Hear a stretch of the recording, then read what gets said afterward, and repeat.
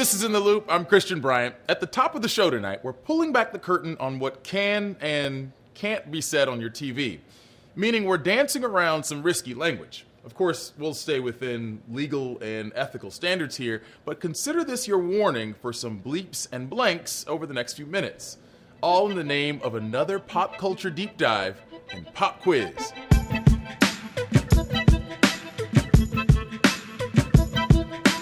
And of course, that means ITL bestie Casey Mendoza is here. Casey, what the hell is up? Hi, Christian. It's good to be back on screen with you, where you and I both know we're not allowed to say certain expletives and curse words. And so when I'm in the studio, I replace some of my personal favorite words with wholesome food-related substitutes like sugar and fudge and fork. You're a lot better than I am because usually I'm either going all the way or nothing at all. Or maybe it's just an expression like, oh man. Sitcoms and family shows have been making those same substitutions for a while. So I want to introduce our topic with a quick little game. I'm going to play a sound for you, and you're going to tell me what film or TV show the sound is from. Are you ready? I'm as ready as I can be. Holy haberdashery! Casey, I think this one's from the Adam West Batman series. That is correct. Robin does a lot of, replacing expletives, and it's adorable. I have had it with these monkey-fighting snakes on this Monday to Friday plane. I would be disowned by my college if I got this one wrong. This is from notable alum Samuel L. Jackson from Snakes on a Plane. Somebody royally forked up.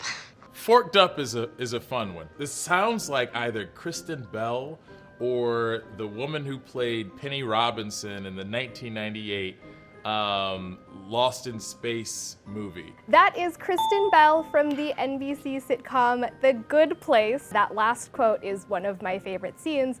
And this game brings us to our question of the day. Why can't we swear on TV?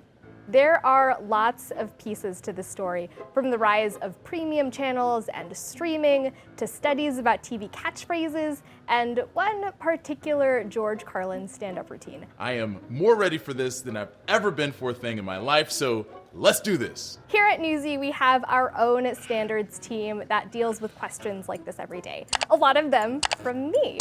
So for this story, I gave them a little call. What happens if we swear on TV? If you swear on TV, you're going straight to hell. Jordan Beanstalk is the standards and practice director for News at Scripps, which means he's basically the keeper of the bad words. It really depends on what swear word you're saying, and it depends on what platform you're saying them on. For example, you can say hell on TV.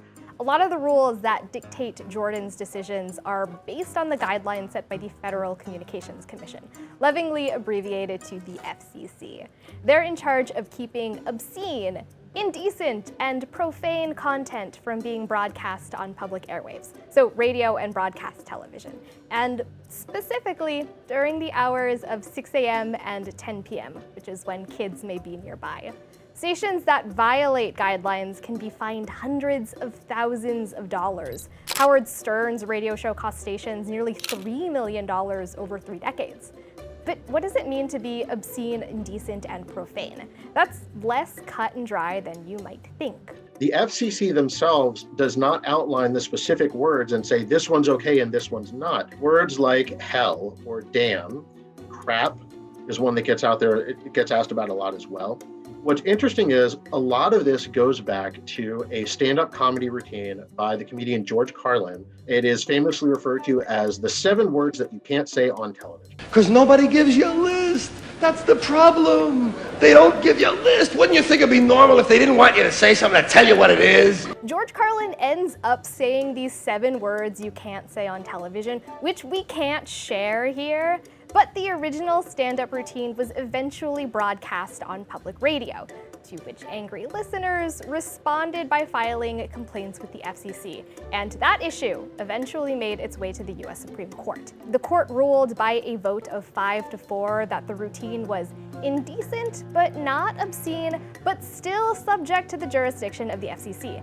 That case created what is known as the Carlin warning, which does list which words you can't say on public airwaves. But even that is subject to change. Interestingly enough, there is one of those 7 words that is now generally accepted, which is the phrase pissed off. It's used both as a replacement for urination, but also as an exclamation of being angry. It's funny because this word pissed off is something that I would have never thought about saying in front of my mom.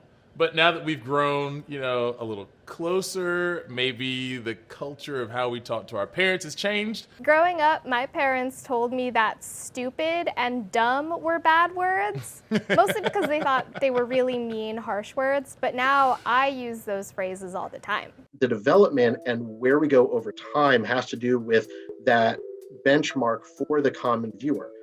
Words that we might have thought were grossly offensive 50, 60, 70 years ago, even 20 or 10 years ago, might not be considered in the same way now. But not gonna lie, saying words like piss or pissed off on national TV still doesn't feel right to me. But the very fact that I can say it under the right circumstances is driven by the way language has changed online, in real life, and also as a result of the pandemic. Researchers from the news agency Storyful found that from 2019 to 2021, the use of swear words rose by 41% on Facebook and 27% on Twitter.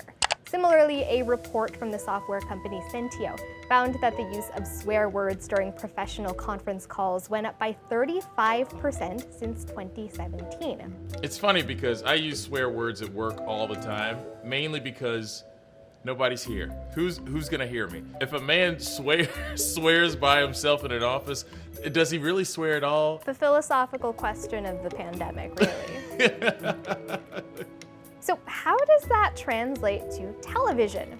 I asked some fellow entertainment reporters about what they've seen on TV. The culture is definitely evolving. Cursing is basically another character on the show Succession. I do notice it more, like specifically with HBO Max, Big Mouth, Euphoria. Like when I was watching those shows, I was like, wow, like it put me on a roller coaster ride, but I was enjoying it. An episode of South Park called It Hits the Fan featured the word 200 times. A study from this year found that television catchphrases have more swears than ever. And that trend started before the pandemic because of the rise of adult programming on cable, premium channels like HBO, and streaming platforms like Netflix, which aren't governed by the rules of the FCC. Bite my shiny metal off and don't it up.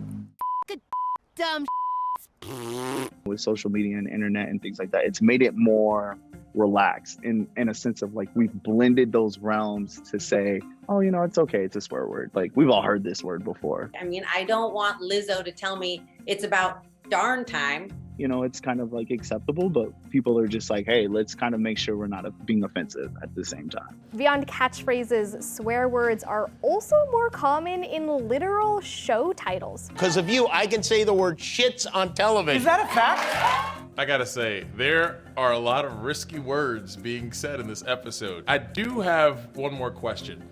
As swearing becomes more common in society and on television, especially outside of broadcast, could there ever be a time when I can say, one of the off-color words used in that little montage? I asked Jordan that very same question. So I think if you're going to see that kind of a change, it's really going to come into if people become more comfortable with it in general society, then they're less likely to complain about it if they hear it on television.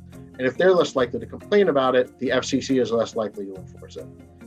But honestly, I don't think that's going to happen anytime soon, at least not with that level of offense. It all goes back to the evolution of language and the way words become more common the more we say them, hear them, and drop more of our professional boundaries at work. It's clear there's movement in that direction, but it'll be a while before we can casually drop the rest of George Carlin's 7 words on broadcast television. Casey, I had a good time. Y'all, Casey Mendoza, Newsy entertainment correspondent, thanks a lot and take care of yourself.